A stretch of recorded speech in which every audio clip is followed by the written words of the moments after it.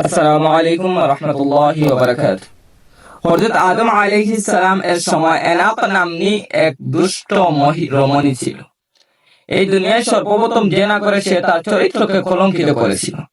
তাকে শাস্তি দেওয়ার জন্য আল্লাহ পাক অদৃশ্য বিরাট শকুন পয়দা করেছিলেন। তারা জেনাকারিনী ওই রমণীকে জাপটে ধরে ছিঁড়ে ফেলে টুকরো টুকরো করে খেয়ে ফেলেছিল। মোট কথা, অসৎ কাজের প্রতিফলন এমনই ভীষণ হয়ে থাকে।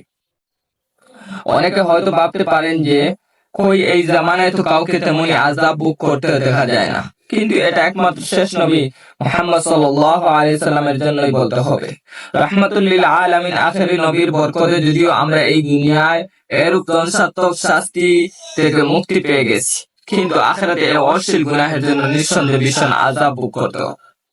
হাদিস শরীফে এসেছে রাসূলুল্লাহ সাল্লাল্লাহু আলাইহি সাল্লাম বলেছেন, মানুষের হাত, পা, কান, চোখ